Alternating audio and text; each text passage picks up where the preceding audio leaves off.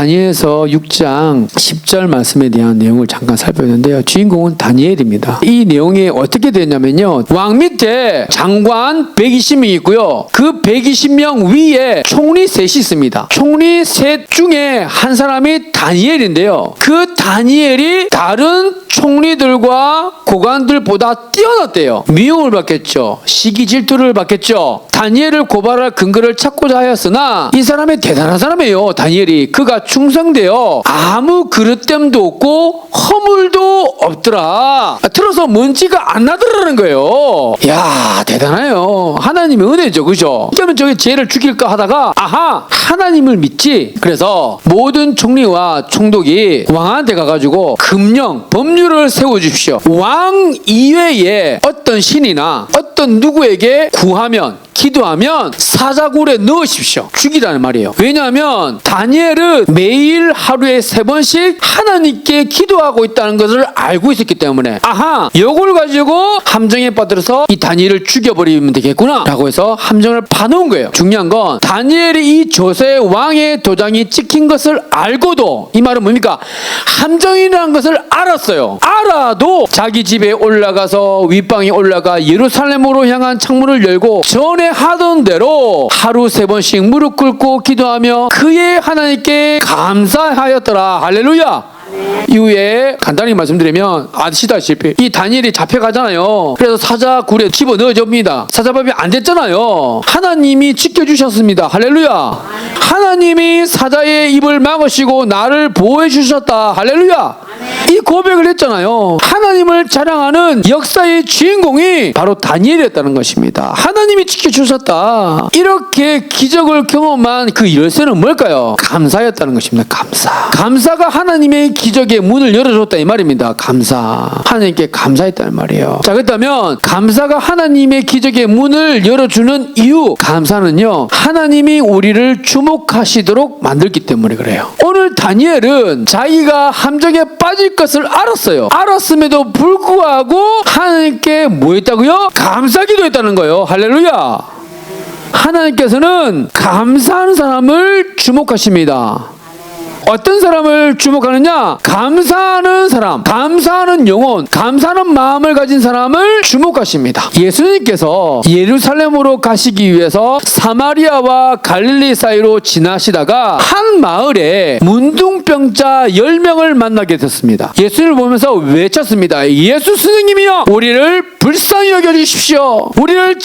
우리에게 자비를 베풀으셔서 우리를 고쳐주십시오. 그 소리를 예수님은 외면치 않으시고 가서 제사장들에게 너희 몸을 보이라 라고 말씀하셨어요. 그 말씀에 순종하여서 이들이 가다가 자신들의 몸이 문둥병에서 고침을 받았다라고 하는 것을 알게 됐어요. 그런데 예수께 돌아와 간 사람은 단 한 사람. 예수님이 물어보십니다. 그 9은 어디 있느냐? 감사하지 않는 인간들은 어디 있느냐 이 말입니다. 긍휼을 입은 사람은 10사람이었지만 돌아와 감사를 한 사람은 단 한 사람밖에 없다 이 말이에요. 근데 그 단 한 사람이 예수님의 마음을 감동시켰다 이 말입니다. 9명은 육체적인 것만 나았지만 돌아와 감사하였던 이 단 한 사람, 육체의 질병도 나았을 뿐만 아니라 영혼도 구원받았습니다. 할렐루야.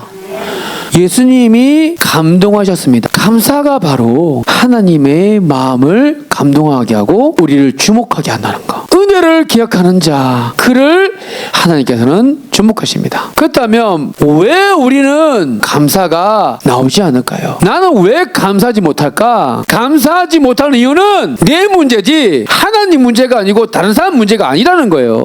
내 문제라고. 내 문제. 감사하지 못하는 거는 어떤 문제가 있느냐? 첫 번째, 감사하지 못하는 이유는 내게 주어진 것이 아니라 내게 없는 것을 보기 때문에 그래요. 내게 주어진 것, 내게 허락한 것, 하나님이 주신 것, 그것에 주목하는 것이 아니라 내게 없는 거, 내가 잃어버린 거, 그거에만 집중한다 이 말이에요. 받은 것은 수백만 원까지가 되는데 잃어버린 한두 것 때문에 그것만 신경 쓰니까 그것만 바라보고, 그래서 수렁에 빠지듯이 구덩이에 빠지듯이 덫에 사로잡힌 사람처럼 꼼짝달싹 못한다 이 말이에요. 그래서 감사를 못하게 되는 것이죠.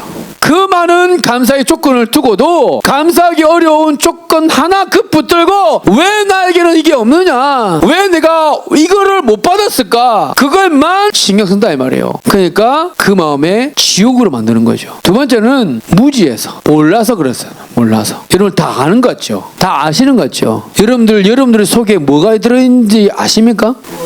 근데 다 아는 것처럼 하잖아요. 스스로 속이잖아요. 다 아는 것처럼. 몰라서 감사하지 못해요. 숨 한 번 쉬는 것도 내 힘으로 할 수 있습니까? 머리카락이 자라가는 거, 손톱이 계속 자라나요. 깎아도 자라나고 깎아도 자라는 거, 머리를 남겨두신 거, 빗을 수 있는 머리를 남겨주셔서 감사합니다. 자라게 하시는 하나님, 머리카락을 계속 자라게 하시는 하나님, 이것을 알게 되고 이것을 발견하게 되면 감사가 넘치죠. 당연한 것이 아니라 은혜구나, 하나님의 선물이구나. 모든 것이 다 기적으로 보여요. 선물로. 그래서 저는 평소에 산에 올라가는 걸 좋아합니다. 왜요? 산에 올라가면 그 대자연을 누가 만드셨어요? 하나님이 만드신 거 아닙니까? 내가 만든 거 하나도 없어요. 다 하나님이 하셨어요. 그걸 몰라서 감사가 없는 거예요. 무지한 사람들이 감사가 없는 거예요. 세 번째는 교만해서 감사하지 못합니다. 교만하면 감사할 게 안 보여요. 교만하면 불평불만이 많아요. 여러분들 입술에 불평불만이 점점점 많아지기 시작한다면 이렇게 생각하시면 됩니다. 내가 교만해지고 있구나. 내가 교만해지고 있구나. 내가 어느 병에 걸렸는지를 알아야 치료할 수 있잖아요. 저를 따르해 주십시오. 받는 것에 어색합시다. 받는 것이 당연하면요, 감사가 없어요. 교만해져요. 용서하십시오.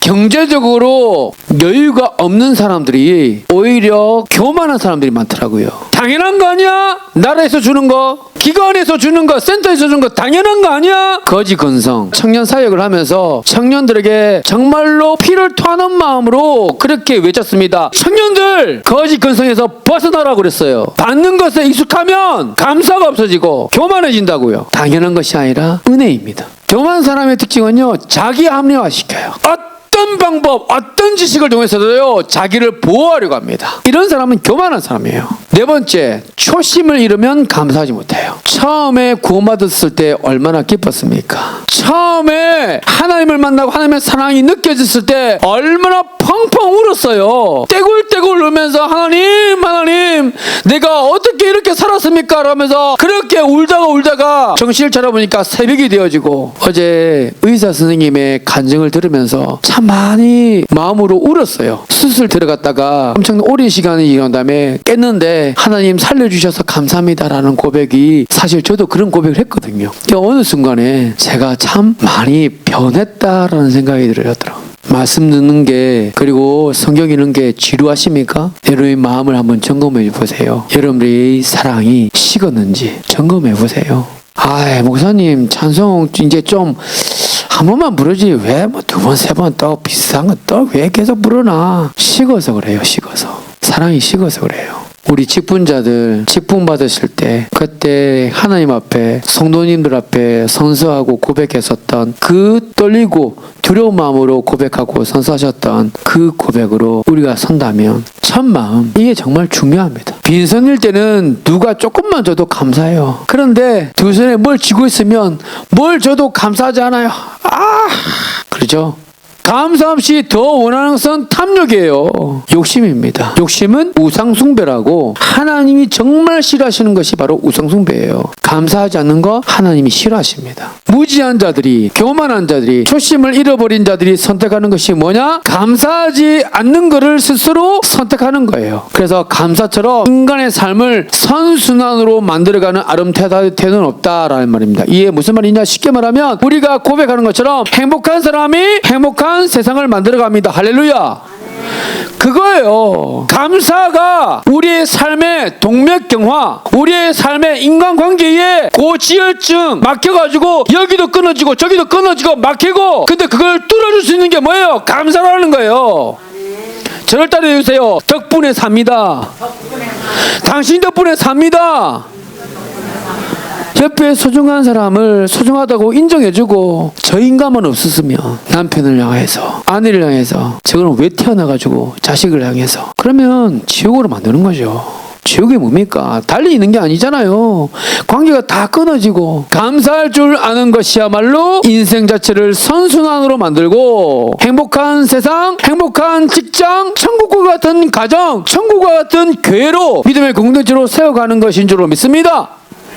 하나님 덕분에 행복합니다. 우리 사는 장로님, 권사님 덕분에 행복합니다. 사랑하는 남편, 사랑하는 아내, 사랑하는 우리 아이들 때문에 덕분에 행복하다. 감사할 줄 아는 사람이 미래를 현재로 사는 거죠. 왜냐면요, 믿음이 없이는요 감사하지 못해요. 하나님을 인정하기 때문에 그렇습니다. 어떤 상황이라도 하나님께서는 이 상황을 선으로 이루어 가실 줄로 믿습니다. 악을 손으로 바꿔 가시는 줄로 믿습니다.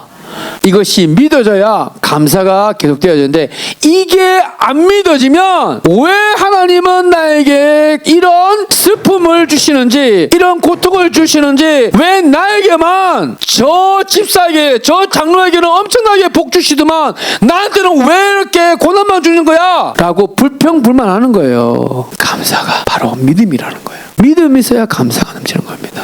내가 감사가 없으면 내가 믿음을 잃었구나 라고 아시면 됩니다. 믿음이 있는 사람은 끊임없이 감사할 수 있는 사람이에요. 여러분, 예수님은요 감사가 넘치는 분이셨습니다. 아무리 절박한 기도를 하더라도요, 이 절박한 기도가 어떤 기도냐면요, 너무너무 사랑하는 나의 형제 나사로가 죽었어요. 죽은 지 3일이 지났어요. 그런 절박한 그 상황에서 이 예수님은요 뭘 먼저 하셨냐? 감사 기도를 먼저 하셨어요. 예수님께서 눈을 들어서 아버지여 내 말을 들으신 것, 나의 기도를 들으신 것을 감사합니다 라고 감사 기도를 먼저 하셨어요. 이 말씀을 하시고 큰 소리로 3일 전에 죽은 나사로야 나오라. 감사가 기적을 연결시킵니다. 죽은 나사로가 살아서 걸어 나옵니다. 사도 바울도 감옥에서 성도들 향해서 여러분 항상 기뻐하십시오, 범사에 감사하십시오라고 이야기를 합니다. 왜 그랬을까요? 상황과 환경은 감옥이니까 불평하고 불만을 토로할 수 있습니다. 그런데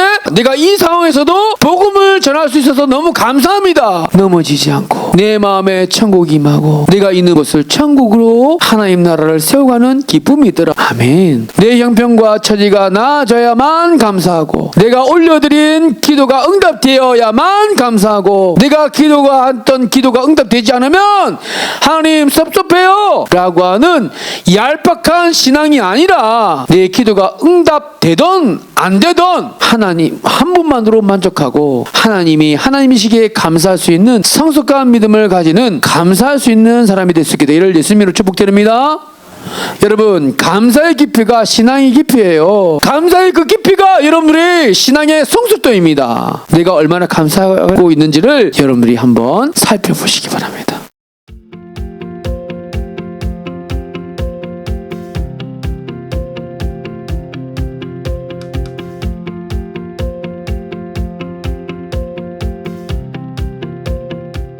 기적이라고 하는 건요, 하나님이 내 삶 속에 들어오신 것을 이야기합니다. 매 순간순간마다 하나님께서는 우리의 삶을 인도하시고 간섭하시고 터치하시는 그런 우리의 삶의 인도자가 되심을 믿으시기 바랍니다. 그런데요, 이것을 받을 만한 그릇이 되어야 돼요. 하나님이 엄청나게 폭포수같이 우리에게 복을 내립니다. 은혜를 주셔요. 선물을 주십니다. 그런데 받을 그릇이 없네? 그 그릇이 뭐라고요? 감사하는 내면, 감사의 그릇이 준비가 될 때 기적을 기적으로, 은혜를 은혜로 받을 수 있는 것입니다. 계속 일자리를 놓고 기도를 하고 있었어요. 목사님, 다른 사람들은 이 시간이면 다 일어나가지고 일하러 가는데 맨날 집에 있으니까 너무너무 눈치도 보이고 너무 힘듭니다. 그래서 진짜 일자리를 좀 구했으면 좋겠어요. 그래서 열심히 기도했습니다. 일자리를 구했죠. 한동안 열심히 잘 다니더라고요. 토요일도 나와야 된다 그러고 생각하지도 못했던 어떤 그런 일도 하나니까 점점점 이것도 불만 저것도 불만 진절이 난다 그러면서 이직을 준비하는 청년. 무조건 이직을 하지 말라는 말이 아닙니다. 오해하지 마세요. 그런데 분별은 하셔야죠. 내 욕심으로 하는 건지 아니면 하나님의 뜻으로 옮기는 건지 분별하세요. 일할 수 있는 귀한 일터를 주신 것도 하나님이시라고 고백한다면 거기에서 버틸 수 있도록 힘을 주시는 분도 하나님이신 줄 믿습니다. 조금만 힘들면 못하겠다 때려치워야겠다 그러지 말아요. 나에게 허락하신 귀한 일터라면 버티게 하시는 분도 하나님이신 줄 믿습니다. 감사로 그것을 받아들일 수 있는 그릇이 되면 모든 것이 나에게 기적이고, 나에게 허락하신 이 사람들도 다 나에게 하나님께서 부주신 선물이라는 것을 믿게 될 줄로 믿습니다. 감사는요, 바른 선택을 할 수 있는 용기를 가져줍니다. 다니엘은 자신이 함정에 빠질 수 있다는 것, 덫이라는 것을 알았습니다. 그럼에도 불구하고 전에 하던 대로 하루에 3번씩 무릎 꿇고 기도하였던 그런 결단을 했습니다. 나는 가장 올바른 선택, 하나님을 선택한다는 말입니다. 하나님을 선택한다는 것입니다. 내가 무엇을 선택하든지 우선은 바로 하나님이라는 것. 하나님을 가까이 하면 3가지 변화들이 있는데요. 여호와를 의지하는 자는 산들이 예루살렘을 두름과 같이 여호와께서 그의 백성을 지금부터 영원토록 보호하시고 지켜주심을 믿으시기 바랍니다. 시온산이 엄청나게 큰 산이 흔들리지 않는 것처럼 태산처럼 버티고 있는 아버지와 같은 그런 존재처럼, 그렇게 늘 변함없이 그 자리를 지켜주는 신실한 믿음의 큰 산처럼 하나님이 그런 태산과 같은 분이라는 겁니다. 할렐루야. 그런 하나님을 바라보는, 그런 하나님을 믿는 사람은 그 사람들조차도 점점점 태산과 같은 믿음 안에서 태산과 같은 존재가 되어간다는 것입니다. 신실하신 하나님인 것처럼 그 하나님을 바라보면 나도 신실한 존재가 되어간다는 것입니다. 하나님 변함이 없으신 것처럼 나도 하나님을 가까이 하게 되면 나도 변함이 없는 사람, 신실한 사람으로, 그리고 언제든지 한번 마음을 작정한 것은 변함이 없이 그걸 이루어내어지는 그런 성품을 갖게 되는 것입니다. 할렐루야.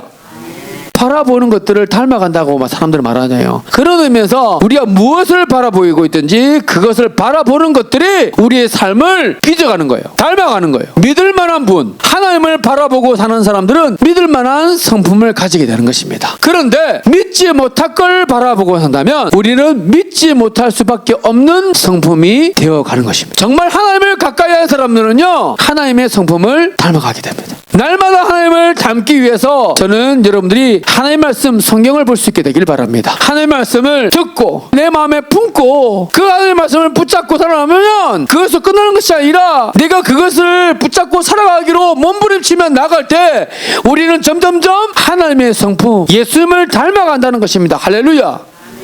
늘 우리 자신의 뜻을 접어놓고 하나님의 뜻이 무엇인지를 구하고 그것을 알아가고 깨달아가고 그 말씀을 우리 안에 담고 있다가 그 말씀이 우리를 빚어가는 것을 경험하는 것이 신앙이 아니겠습니까, 여러분?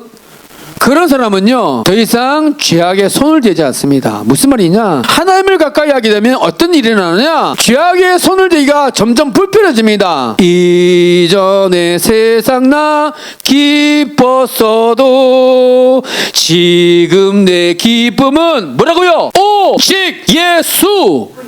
하나님을 가까이 하게 되면 어떤 일이 됩니까? 남을 욕하고 비난하는 마음이 편치 않다는 거예요. 이상한 농담, 19금 농담도 썩 좋아 보이지 않는다 이 말입니다. 목사님, 그렇다면 우리 믿음 생활하는 사람들은 유머도 하면 안 돼요? 개그도 하면 안 돼요? 그게 아니라 믿음 생활하면서 하게 되는 유머는 그런 것과는 격이 다르다는 거예요. 예를 한번 드리겠습니다. 남편이 아내가 점점점 강박해지니까 싸움닭이 되어가니까 하나님께 기도를 했대요. 하나님, 우리 집사람이 결혼하기 전에 처녀 때는 참 아름답고 성품도 좋았는데 왜 제 아내가 돼서 결혼하고서는요 저렇게 싸움되게 되는지, 성질이 저렇게 더럽게 되는지 왜 저렇게 됐습니까? 라고 그렇게 기도를 했대요. 그랬더니 하나님께서, 야, 정말 몰라서 나한테 물어보냐?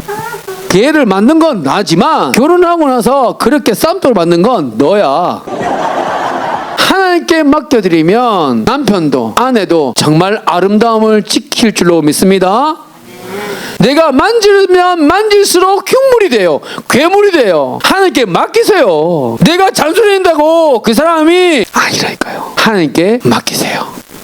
그런 의미에서요, 하나님을 가까이 하도록 하는 것이 아내를 아름답게 지키는 지름길인 줄을 믿습니다. 남편이 하나님을 가까이 하도록, 아내가 하나님을 가까이 하도록, 자녀가 하나님을 가까이 하도록 하는 것이 가장 최고의 뇌조이고 하나님께서 기뻐하시는 아름다운 가정, 가문을 세워가는 지름길인 줄을 믿습니다. 온 가족이 하나님을 가까이 하도록 하게 하는 것, 그렇게 하면요 걱정할 것이 없어요. 걱정할 것이 없어요. 왜요?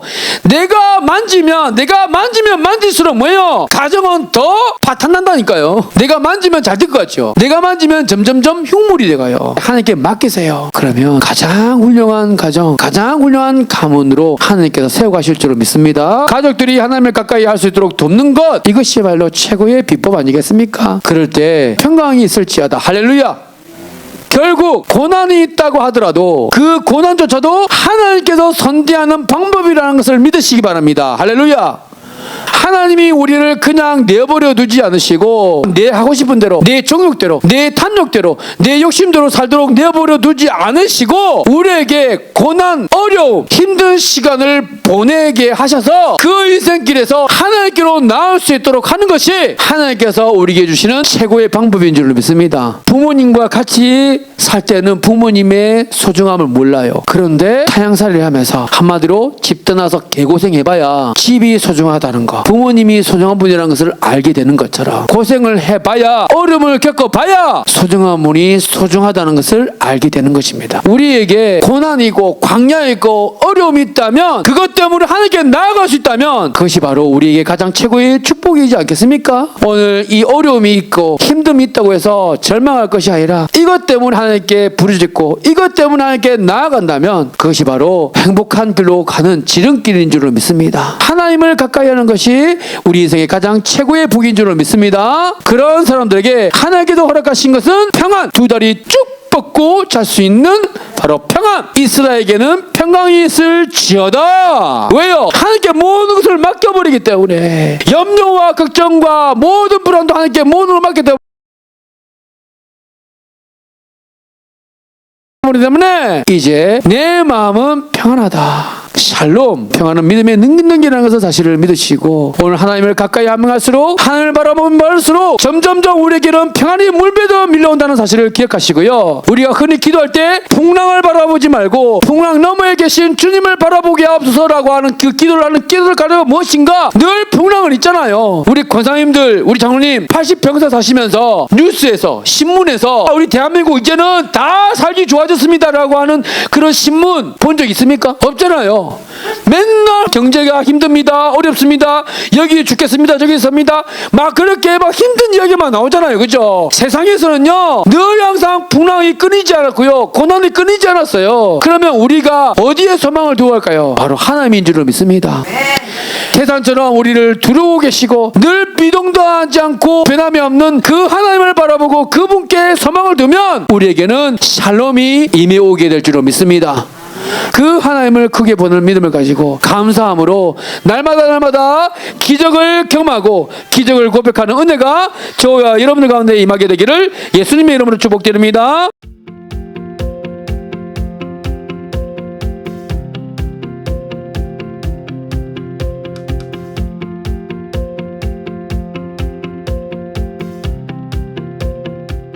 하나님, 오늘도 생명의 말씀, 진리의 말씀을 우리에게 주셔서 너무나 감사합니다. 또 일주일을 시작하는데 감사로 출발할 수 있도록 은혜 베풀어 주시옵소서.